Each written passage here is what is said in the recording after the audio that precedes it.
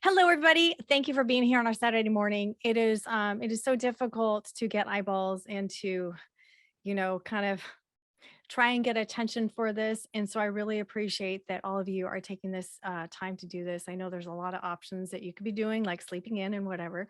So thank you. And, we were just talking, where are people from? Not where are you really from, but like, oh, are you from Shoreline, et cetera. I think it's so important to get to know who your neighbors are. And one of my plans in the future is to really figure out who's in the neighborhood and be teams of people who can help each other if there's a heat situation, if there's a natural some other catastrophe. How can we help each other? So that is the goal. And I will be speaking about Asian culture and through an Asian lens, but a lot of this really is pretty universal, just kind of slightly different for the other different groups. So I'm going to run this a little bit different. We've got a small group today, and I want it to be interactive. We are recording. You can use the chat, and then we are going to pause after each section. We're going to pause and ask you, what you think about it. You can just, I won't call on you. I just want to hear your feedback. And if nothing, then we'll just go on to the next one. So I am Japanese, Chinese, and Swedish. And I grew up in the North Shore School District here in the greater Seattle area. I felt the need to really put all my time, like every day, all day, into this because people don't know about that Asians are being attacked every day. And, I wouldn't know either until I'm researching it. And because our main news doesn't capture it. And it's not your fault that you don't know. It's not mainstream. People aren't feeding you it. And so thank you for being here because it is really devastating. Think of a time where you have felt unsafe. Maybe you were on a trip and you're going to a big city and you go to the wrong area and you're like, oh, I remember I was in New York, well, many times, but there was a cop on each corner, and it was about 4 o'clock. They're like, you need to go home right now. Like, you need to leave. I'm like, okay, I guess I'm out of here. And so, think of the time where you've felt unsafe. Well, that's a lot of us feel unsafe. Um, in normal life, I always feel safe. But nowadays, 2 out of the 4 times I walked around a Lake Forest Park, I had some situations and my aunt was followed for 10 minutes. And there's a number of stories that happen just in our neighborhood. Because you don't know about it doesn't mean that it's not there. There have been 9,081 hate incidents towards Asians. And this is just, it's not up to date. But still, that is a lot, 9,000. And this year, in a 3-month stint, there's 27 a day. That's just a sliver of what is recorded. Some of you do know a little bit about Asian cultures, and it's not the culture to speak up and like protest and like, hey, it's really to keep the heads down. I haven't reported mine. My aunt hasn't reported hers. I mean, I know a lot of Asians who haven't reported theirs for a number of reasons. And so this is just a sliver. And I think this is too many. I'd like to share with you a video, and I do want to, some of you may want to turn your heads. It's a 1-minute video, but I think people are not aware of it. So I'm giving you a trigger warning. It is graphic, but I think it's important. It's not like I like to watch these things either, but it is happening. So we're going to share this right now. So these are, just a handful of the attacks.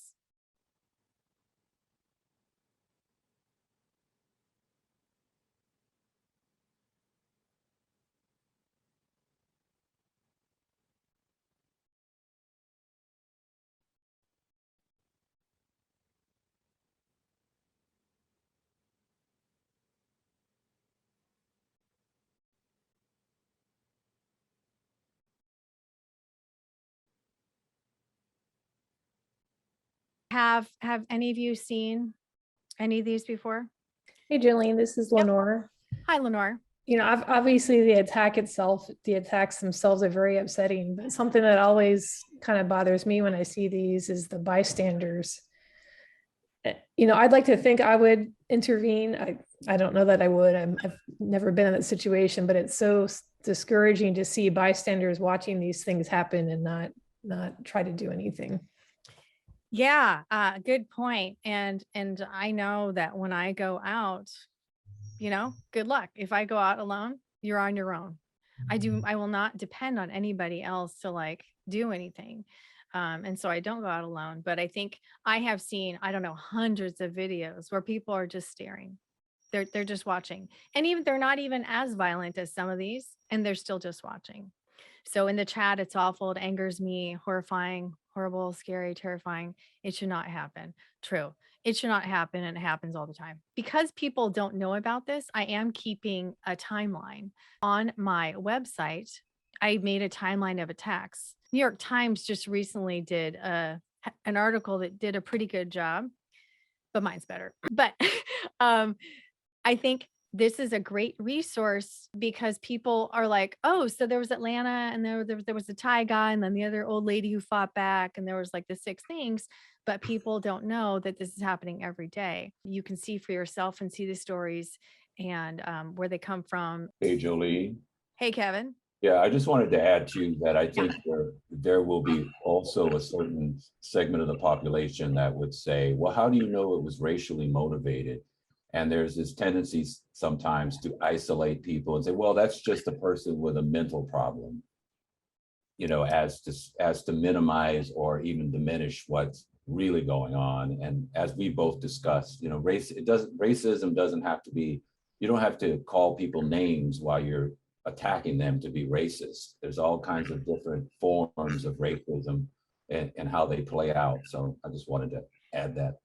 Yeah, thank you, Kevin. Yeah, we'll get into some of that of, oh, that's just a crazy person, or that was just a poor person. How many Asians need to be attacked for you to understand? Yeah, it was racist. You may wonder, is this really local? It's just probably in Chinatown in New York and San Francisco.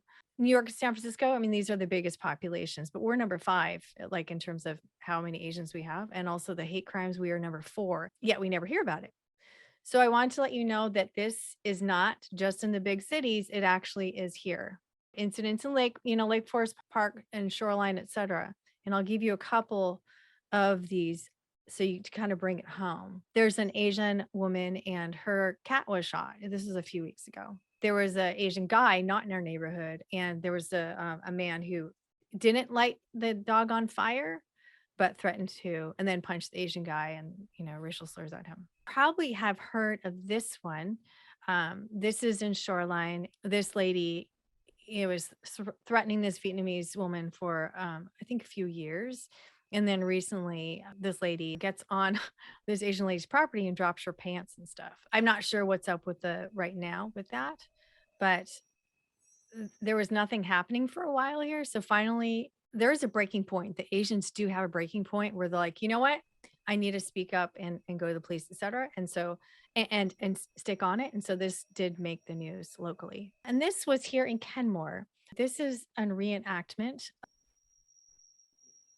So picture an Asian family, a mom and a dad and a baby with their stroller. And this is the truck that was driving at them. And when I was reenacting this, even though he was 3 feet away, this is my friend driving, it was kind of scary. The victim, he's like 6 foot, 200 something pounds, the Asian victim. This is the neighbor who lives 2 houses away that drove at him.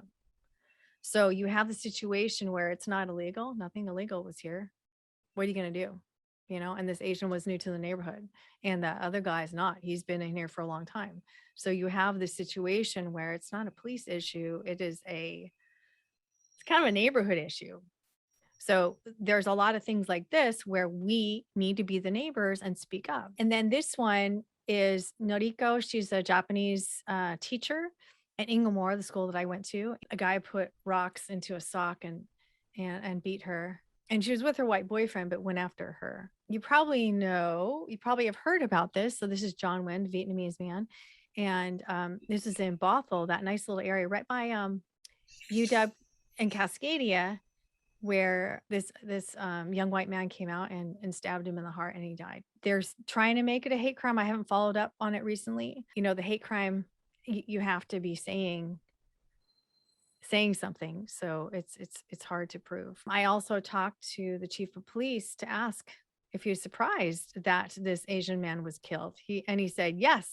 And I'm thinking, wow, I see stabbings almost every day. How are you surprised? And that is why we need to have these workshops and to educate people and city staff and police included, because they don't know. This is local. What do you think about that? Is that surprising? Have Asians come to you? Do you know why they haven't? Can I mention something that I can't prove it was a hate crime? In Yeah. Costco,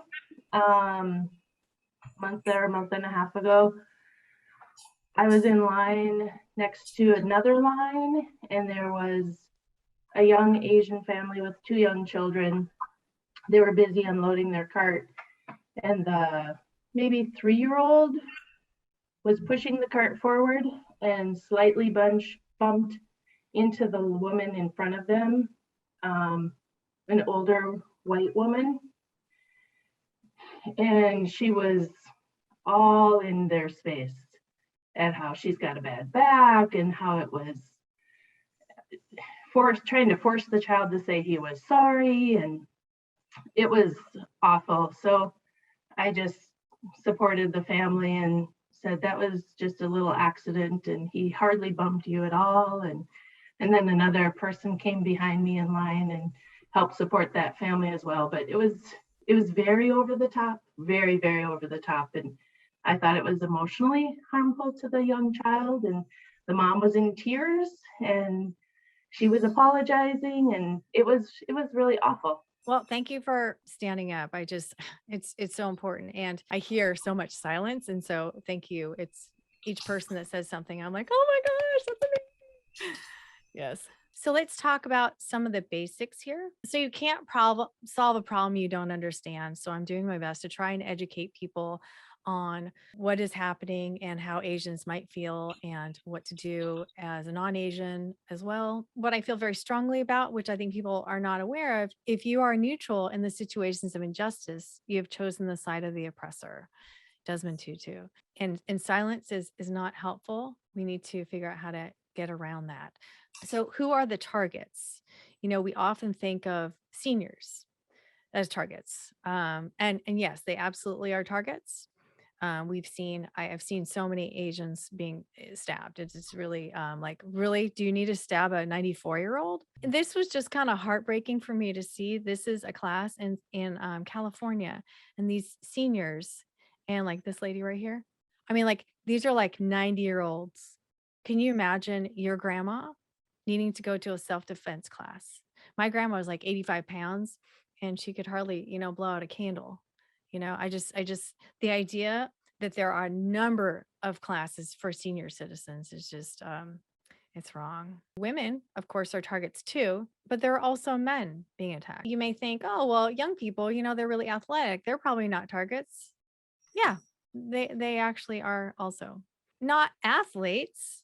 I think Sakura, she's a martial artist for the Olympics. So she's karate artist. And so this guy was yelling at her. I'm like, wow, that is a bad idea. And of course, Jeremy Lin, basketball player. And we've got a couple of Japanese American baseball players. And then we have a gymnast here. And so they have all had, Asian hate spewed at them. So if you are an Asian, you're a target. So I think we think, oh, it's just our parents or grandparents. No, everybody is a target. And I put this slide in here because for, Asian Pacific Islander Heritage Month, I'm like, way to start. On 5 days, woman is pushed on the subway tracks. And then next day, a woman is hit with a hammer to the head.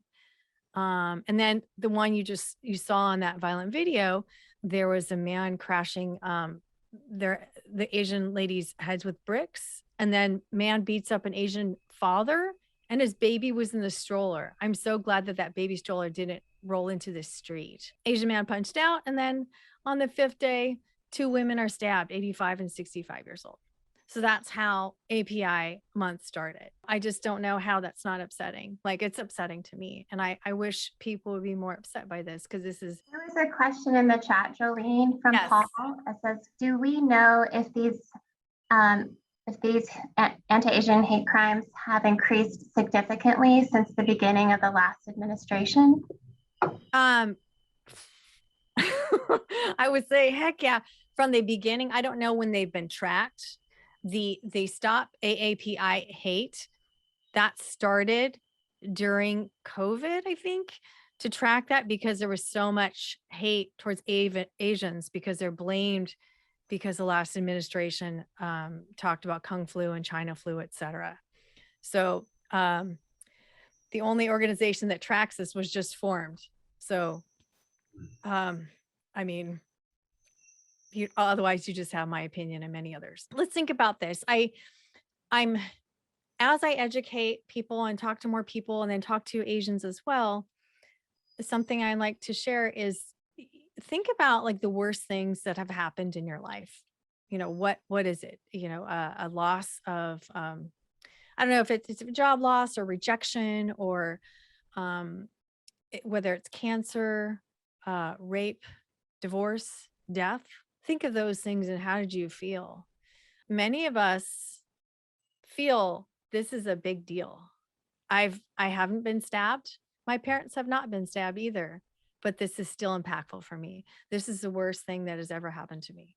Now, I have had a privileged life, so there's that, but this is big. And I have, you know, a lot of my friends are silent on this, haven't reached out to me. I just a couple who have, and they don't understand that it's a big deal. So I'm Japanese, Chinese, and Swedish, as I mentioned, and I don't know how Asian I am. There's a conversation of Asian. There's actually a podcast called Asian Enough. It's by the LA Times, because a lot of Asians don't know, well, how Asian am I? Because I'm 75%, but then I have a white community. So what I have done to make sure that I am schooled and learning about other Asians, I've been on a number of Facebook groups where you have Asian Americans talking about all the different issues. And so there's 13,000 people there. There's 6,000 here. I'm on a Japanese American group as well. And there's like 4 or 5 other groups. So I'm listening to about 25,000 people talking about what are the top issues and what they need. The idea that so many of us have nobody to talk to because we have to code switch. I had to call a friend from college who's like she works in the international district and does like social work, and she's Filipino. We DJ together. I'm like, Eileen. She's like, Jolene? You know, it's been like 15 years. What do you? And I'm like, Eileen, I needed to talk to somebody about, you know, about the Asian hate, because my white friends don't want to know. Like, it's violent. Turn off the news. They don't want to hear it. And they don't understand it. And like, you're just like me, you're just like white. And I'm like, I'm not, I'm Asian. And so I've been doing a lot of research to try and understand what other Asians are feeling. And so that is why I'm trying to bring it here and wanted to express to you that the Asian hate right now is very devastating to many people, not everybody. And also people, there are also Asians who choose who don't want to hear it because it is triggering, because they were teased. And so it's a very difficult situation. Suni, do you want to read some of these? There's a question from Veronica about stats on the violence against Asians as a percentage of population compared to the violence against other groups. And I'm going to share the hate crime reporting training that was done last week. And King County Deputy Prosecuting Attorney Chris Wong spoke a little bit about reporting. There's some, dynamics at play because, as Jolene mentioned, most people do not report. And so the majority of hate crime reports are from Asian men and Black men and gay men. But clearly they're not the only ones who are being attacked. And then 60% of the anti-Asian hate crime incidents, that was a statistic I saw earlier this year, are against women, Asian women. So majority of the violence is towards Asian women, which is very, sociologically interesting. And obviously the horrible shootings in Atlanta, how Asian women are objectified, sexualized. So but the and then I just put in the chat the Asian enough podcast link that you talked about, Jolene. Thank you for that. Let's see. Let's talk about reporting. I can't remember the Seattle stat, but there was like 4 hate crimes or 4 reports, of anti-Asian hate. I don't like earlier or something. I'm like, really 4? The challenges of reporting is like, for me, do I have any evidence? Was it illegal? Like, my aunt, she was followed, but she doesn't remember, didn't see, what's the license plate. She was just trying to leave, like trying to get out of there and be safe. And so there's nothing really to report. So when you go to the police, and we should report it to stop AAPI hate. I still want to make some videos on how to, it's 17 questions. It's not that hard. I just haven't taken the time. I've talked to other people like in Linwood, this young millennial, and his father was hit over the head with a bottle, like some white teenagers. His father kind of had a video, and they went to the police, but the police are like, wait, what do you want us to do? Do you have the guy? Like, there's a lot of those things where, what are the police going to do? Because the police, it's already done. So the police can't really do anything anyway. And so it's just, there's a lot of things going on here. And for the Asians, let's say, who have English as a second language, it's intimidating to go to the police. And I don't know that the police are up on their Asian cultures or understand anything about Asian culture. At least I'm guessing, like out in our area. It's a tough one. And I also know a number of Asians in other places where they have gone to the police and there were threats, and it is on video, et cetera. It's just too bad. So there's a lot of like, we've just lost hope sort of thing. So that is good. Something you could do if you do have Asian friends or Asians that is help them report it. It's 17 questions. And it's in the chat to like encourage them to report it, because people only believe numbers. Videos and pictures and numbers are important. Without them, people are like, yeah, it probably didn't really happen. You're probably seeing things. So we're going to share with you a number of expressions of hate. We have seen the violence, of course, but Kevin spoke to, there's many other types of hate that is out there. So I would like to share this with you so you can understand what Asians might be going through. Let's go through a daily life of like a average American. So you may do some walking and some driving, some eating, go to school or work, and go to the store, and then go home. Out on the street, 31% of the hate incidents are out on the street. So this, I think she's 89 years old. 2 guys set her pants on fire. Construction sign, and this sign says, "Start Asian Hate." Asian flu. So this license plate blames Asians for bringing COVID. So this is in our Chinatown. So these are the white supremacist signs. And let's say your Asian friend goes to the coffee shop, comes back to her car, and there's a cup of urine that says "kill," die China, kill. If that happened to you, if anything says die or kill, and it's in your property, I'm looking around, who's watching me, what's happening next? How would you feel about that? Daily activities, you may go to the store or go get fast food. So on these receipts, a couple of restaurants, CVS, Ching Chong, all of it says Ching Chong. So if you are going to get the fast food and it says Ching Chong on it, I am not going to eat that food. I do not trust that. This happened at Sam's Club. This father and his kids, a 2-year-old and 6-year-old, and this is inside the store, was slashed in the face. Think about this. So driving, walking, listening, everywhere there is hate, all different kinds of hate that says you don't belong here. So this is at school. This is, of course, in Texas. This is elementary school. And the question is, which one of these Chinese norms is true? It is normal in China to cut off someone's lip if they burp in a restaurant. And then the other ones were just as ridiculous. What a terrible miseducation. And this is a letter out to a nail salon, a Vietnamese nail salon, that says to all Asians, hey, nasty, blank, blank, blank, get the blank out. So let's say, Asians are back at home. This lady received this letter from this anonymous person who's celebrating the death of her husband and saying, now there's one less Asian to deal with. Pack your bags. So are you getting a sense of all the different ways people are being hateful? And Mr. Chang here, he's Cambodian, and his friend, also Asian. They were living in this neighborhood, mostly Hispanic, but just them, they were targeted. And so their cars were destroyed. Do you see how it's a little bit more invasive, and how there is hate from all the different directions?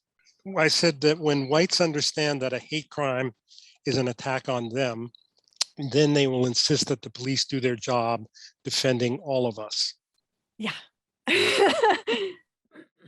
Other thoughts? This is Stephen. I just want to share my own experience, but I really don't know whether this is considered as hate crime or not, but it made me feel uncomfortable. I personally has experienced 2 incidents which were 30 years apart. The first year I came to the United States, and another incident is that it was happening 2 years ago when I was in Maple Valley. And the first incident was actually when I work as a social worker. I brought a group of the senior to visit the Salmon Island, Telecom Village. And then I tried to explain the senior, because they're all Chinese, in Chinese. Then I heard that, there is an older woman, white woman, standing next to me, say, speak English.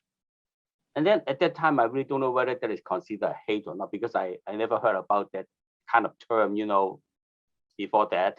But I don't feel comfortable. I just told her why I have to speak English. I'm talking a group of, senior, they are non-English speaking. But after 30 years, when I was Maple Valley visiting, another supermarket with my wife, and of course I talked to my wife in native Cantonese. And then there is another, tall white older man talk to me, say, speak English, same. So the question is, at that time, when I heard about that, I was very angry, because I truly understand that this guy's not being respectful, but I also feel unsafe at that time, because that could be something that might lead to some violence. So I think that was the very first time that I say the F word, to him, but because I am so upset and angry. So my question is, I don't know whether, when people told you, hey, speak English, but I'm not talking to them, is it considered as hate crime? But do I need to report it, and where do I report it? Just people telling me to speak English. But one thing that I'm pretty sure is 30 years from now, actually, there's no change. I mean, these anti-hate Chinese, whatever, still exist all the time, So I feel very upset, when I heard about this, but I think public, the way I handle it might be a little different right now. When I have more training and heard about that, how are we able to, deal with all this issue, yeah. So just want to share some of my experience, yeah. Thank you, Stephen. It's so important to hear Asian voices, to hear what that is. And I would call that a microaggression. Kevin, do you want, so Kevin and I, Kevin is my collaborator here, and we're going to have a podcast coming up, and we just did a program also, and Kevin works in DEI. Do you want to explain? I have microaggressions later, but do you want to explain microaggressions? Sure, I'll give it a stab. So don't use stab.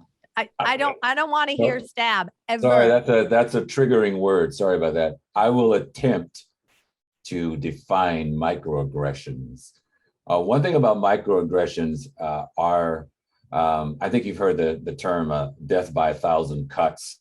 They're little comments with critical, harmful, even hateful intent that aren't direct. So instead of me saying, I don't like Buddhists or something, I'll just pick that out of the air, I will make little snarky comments, little mocking comments, little jokes and things about somebody who might be Buddhist. And then if they go, hey, well, what do you mean? Oh, hey, I was just joking, it was just a joke.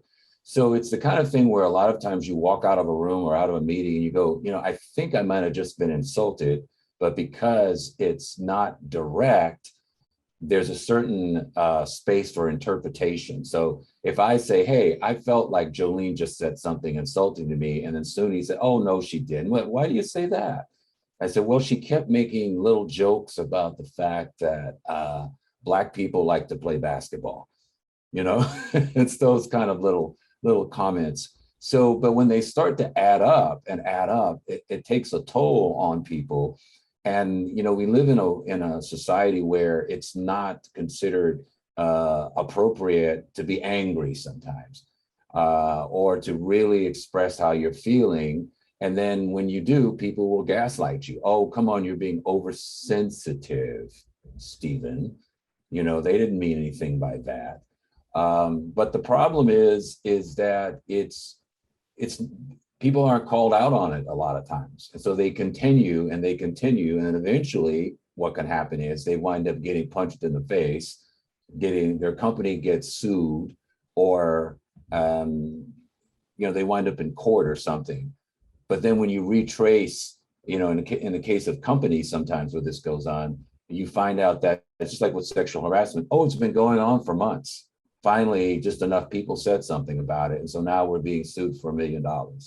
So I hope that explains it. It's indirect insulting, that's racially based usually. Yes, and there's I think we learn a lot from the Black community who have like racial gaslighting. I don't see color. Are you sure that's what really happened? It was just a joke. It's not always about race. And I'm not racist. My friend is Black. I mean, I hear that all day long. We had a Black president, so racism doesn't exist anymore. Just I want to share quickly, I can send this out with a follow-up email to Stephen's question.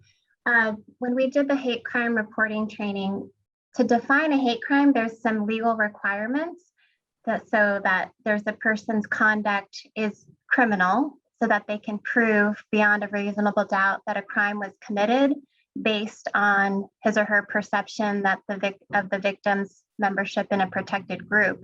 However, like in the situation Stephen's describing, that's driven from sort of ethnocentrism and xenophobia, not wanting and being abusive to Stephen verbally about speaking a different language. This is the non-criminal bias incident and harassment that you were experiencing, Stephen. So just wanted to share a little bit about that, and I can, again, I'll send that in an email, a handout about that in an email follow-up. Great, thank you for that. Let's talk about impact for a moment. So I talked about this is pretty devastating to me personally, and it's not like I've experienced that much hate except for my friend's silence.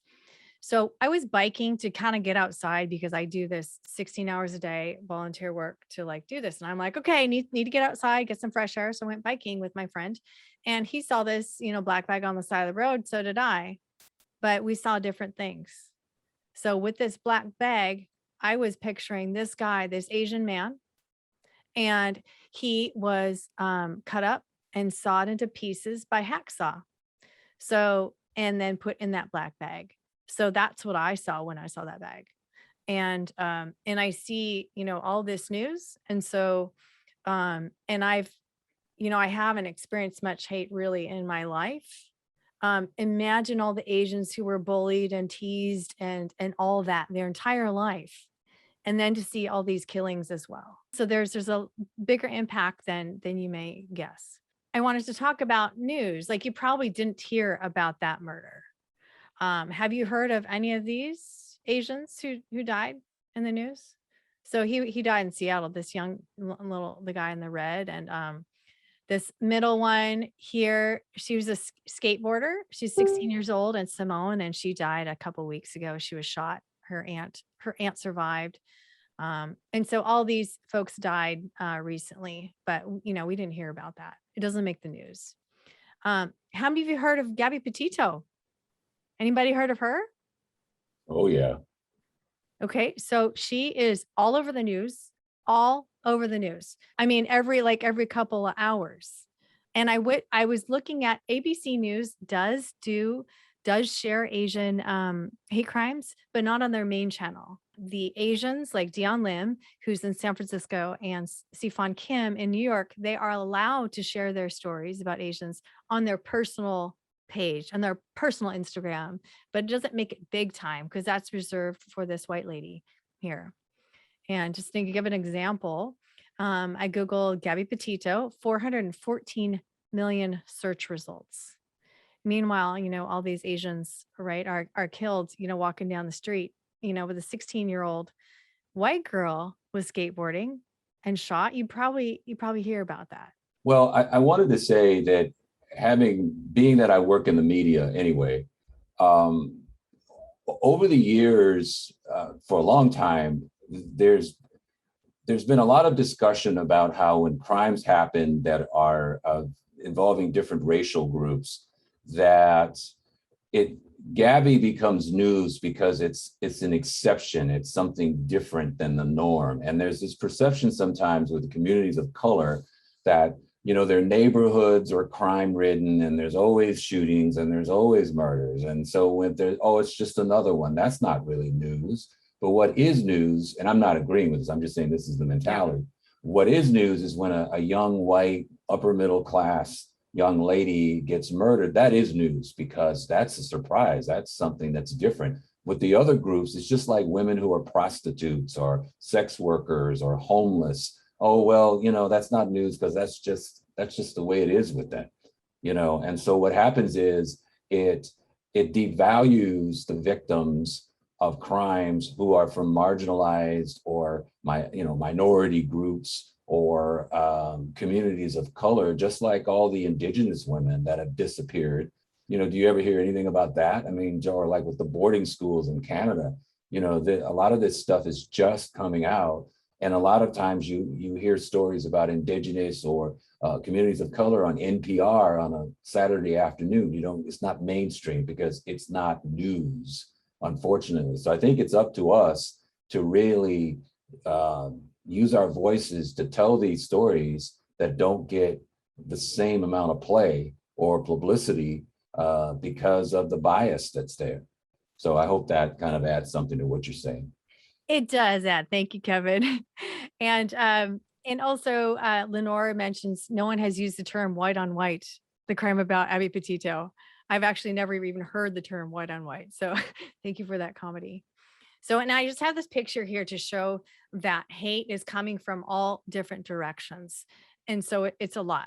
So if you wonder, like on one of these social justice calls, one of the white ladies has an Asian niece, and she couldn't believe that her niece was kind of like she was out of sorts. How come her niece is like, it was after the Atlanta shootings of the 6 Asian women. And she didn't understand she didn't say what's a big deal, but was just like, she didn't get it. And so hopefully I've been able to explain all the different directions that this hate is coming from. I would like to share this with you. I think it's really important. And when I heard this was in this New York Times. It was this big, huge article by an Asian guy at Facebook, Eric Toda. My people are dying in silence, and I'm here with a megaphone.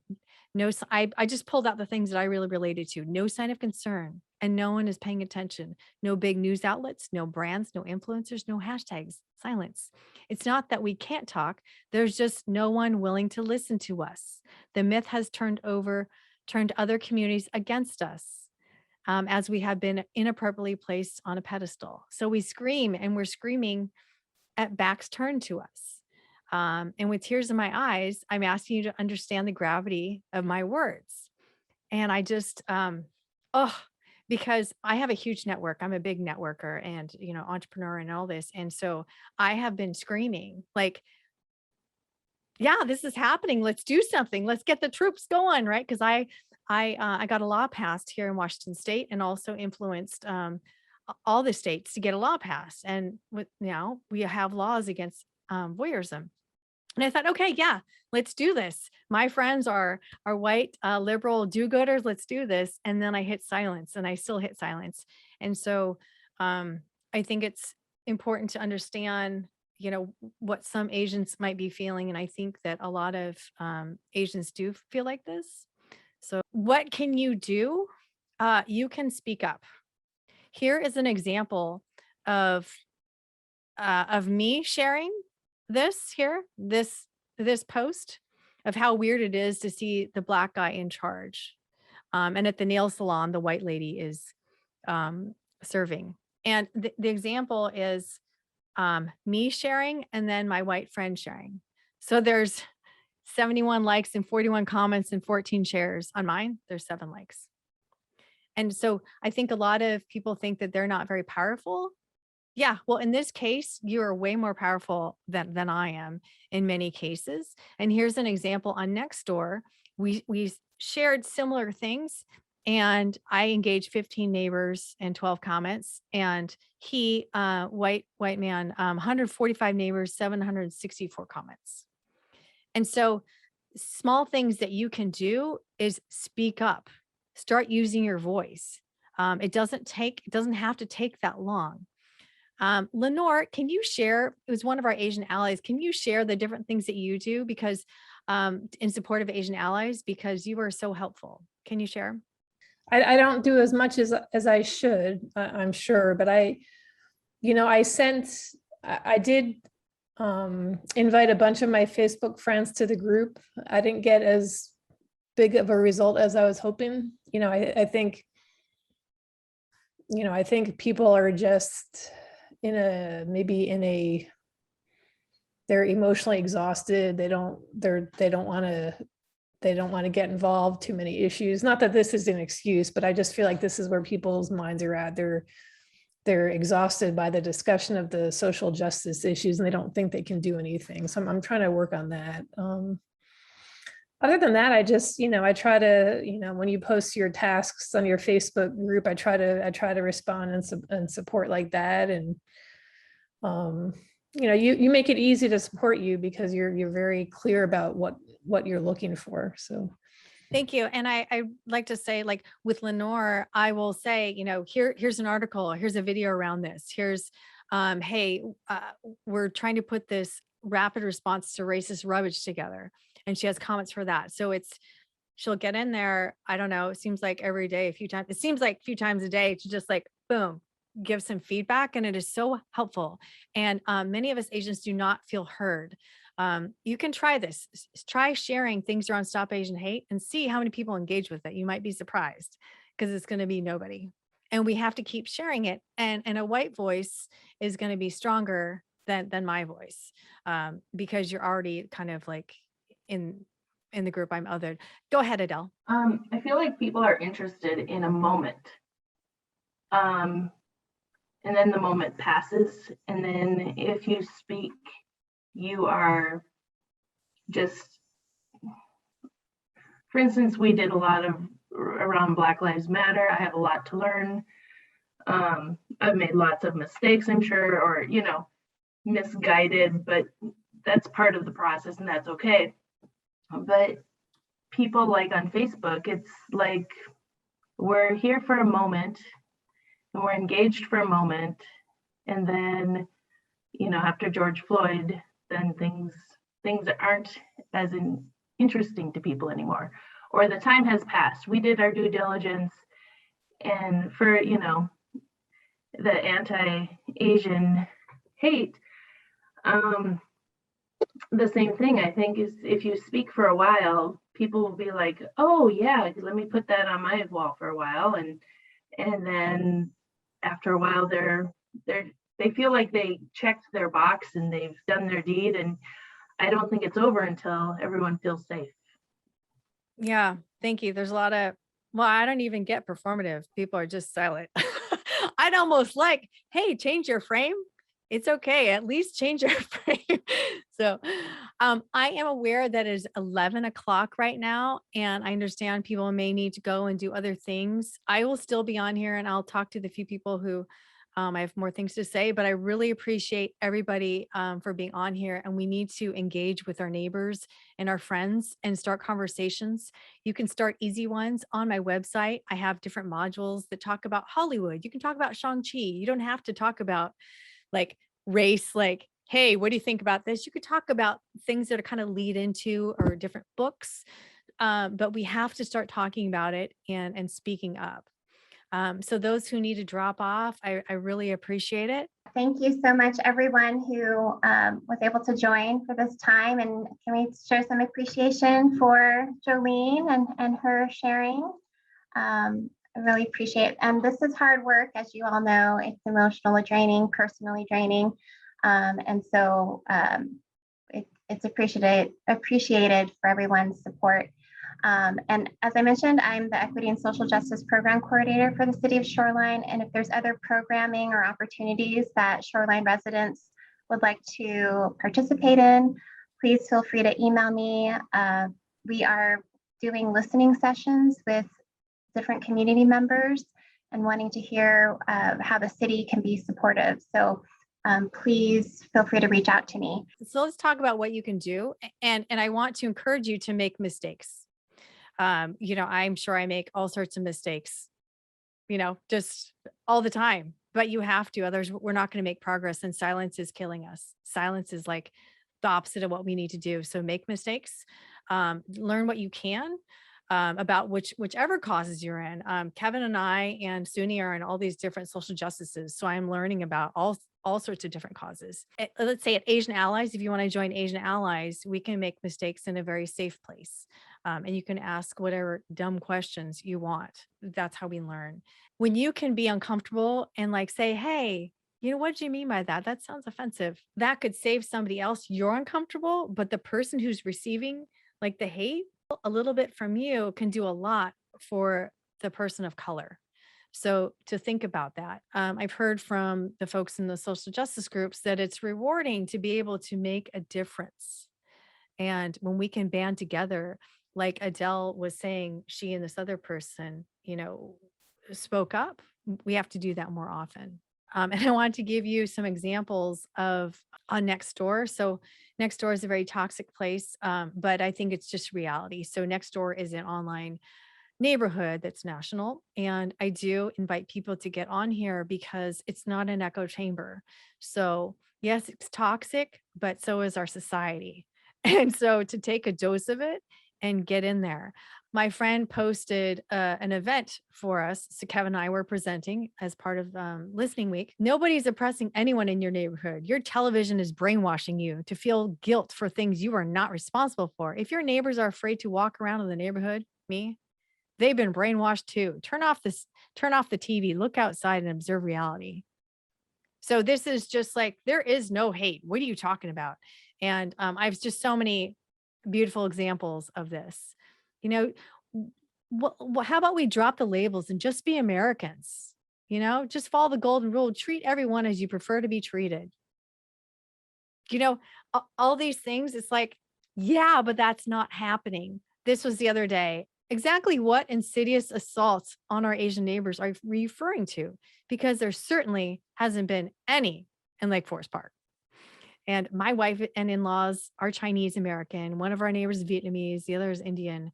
We've lived here for 20 years. There's none.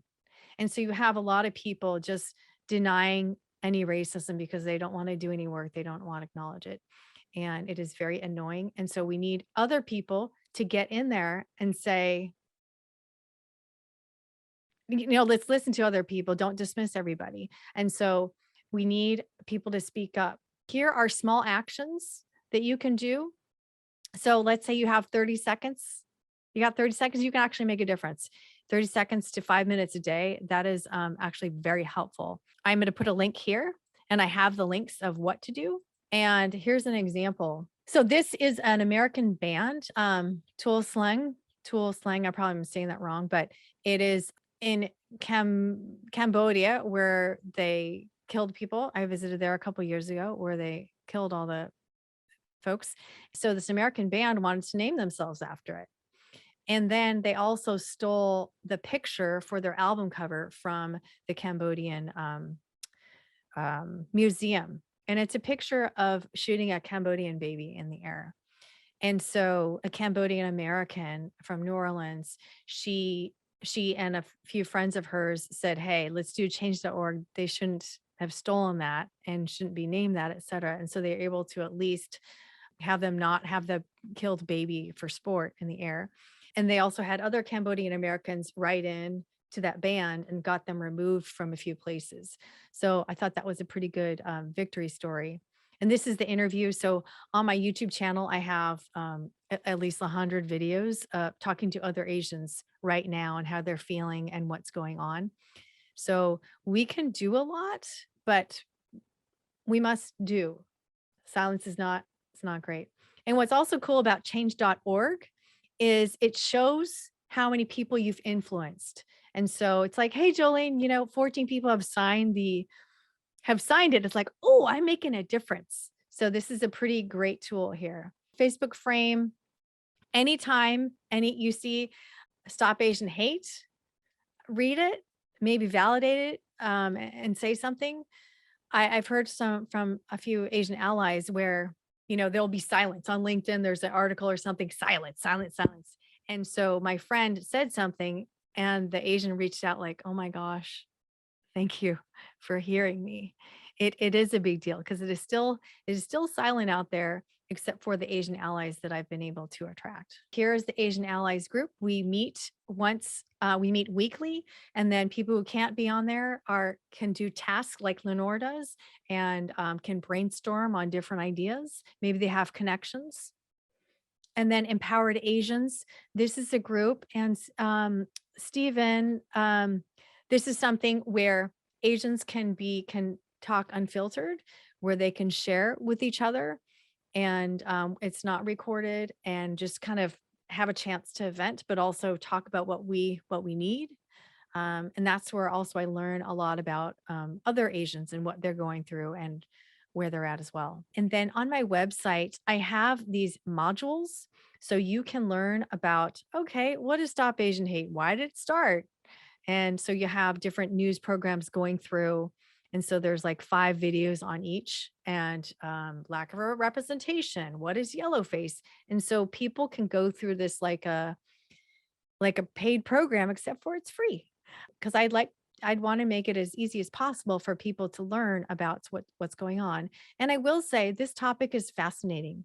I'm listening to Asian panels, Asian podcasts, Asian American, and it's just, I'm learning a ton. So I think there is, if you're a curious person, there is reward through it. I am doing, I do a lot of this education. And so if anybody wants to sign up for Patreon, $3 a month, certainly would appreciate that. Kevin and I are doing a podcast coming up, and then I'll be doing one called, Kevin, can you tell us what that is called, what my podcast will be called? Asians Unfiltered. Okay. So we're going to talk about a lot of these topics, and it's to have raw topics.